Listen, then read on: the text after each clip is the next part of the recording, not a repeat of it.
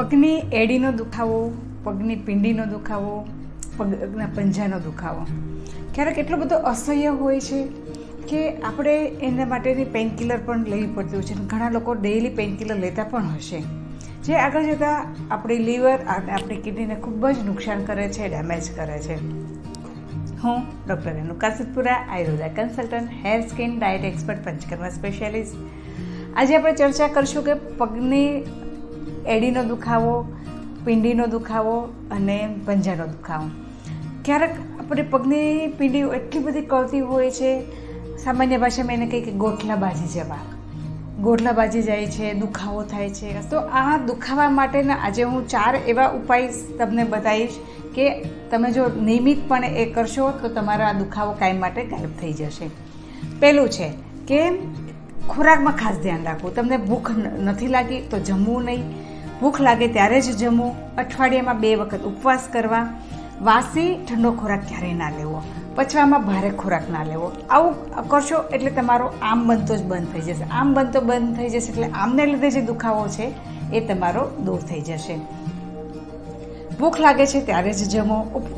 ઉપવાસ કરો અને ઉપવાસના દિવસે તમારે ઉકાળેલું પાણી પીવાનું છે અને એ પાણીમાં તમે સિંધવ અને મરી નાખીને તમે પાણી પી શકો છો. અને મગનો ઉપયોગ કરવાનો છે, મગના પાણીનો ઉપયોગ કરવાનો છે ઉપવાસમાં, અને એમાં પણ તમે સિંધવ અને મરી નાખીને તમે ઉપયોગ કરી શકો છો.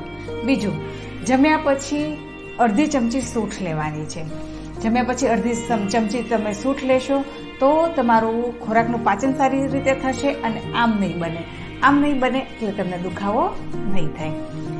દુખાવામાં ખાસ કરીને તમારે દુખાવાની ગોળીઓથી દૂર રહેવાનું છે. દુખાવાની ગોળીનો બને ત્યાં સુધી ઉપયોગ ના કરો. અને કુદરતી ઉપચાર, આયુર્વેદિક ઉપચાર, આયુર્વેદિક પંચકર્મ ટ્રીટમેન્ટથી દુખાવો કાયમ માટે એવા જ ઉપચારો તમારે કરવા જોઈએ. અને આ જે ઘરેલું ઉપચાર મેં બતાવ્યા છે એ પણ તમે જો ડેઇલી કરશો તો પણ તમને દુખાવો મટી જશે. ત્રીજું છે, સરસિયા તેલમાં કપૂર નાખી અને એનો માલિશ કરશો તો પણ દુખાવામાં રાહત થશે.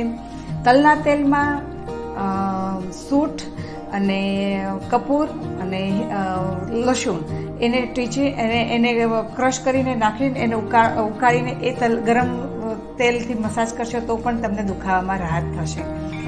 આયુર્વેદિક પંચગુણ તેલ, દશમૂલ તેલ, મહાનારાયણ તેલ, આ તેલમાંથી કોઈ બી એક તેલને લઈને તમે ગરમ કરી અને એનો 5 થી 10 મિનિટ મસાજ આપશો તો પણ તમને દુખાવામાં ખૂબ જ સરસ રાહત મળશે. ચોથું, શેક. માલિશ પછી જો તમે ગરમ શેક કરશો, એ શેક તમારે ગરમ પાણીનો હોય, રેતીનો હોય કે ઈંટનો હોય, કોઈ બી શેક, વૃક્ષ શેક કરશો તો પણ તમને દુખાવામાં રાહત થશે. ત્યાંનો વાયુ દૂર થશે, ત્યાંનો કફ દૂર થશે, ત્યાંના સોજા ઓછા થશે અને તમને દુખાવામાં રાહત થશે.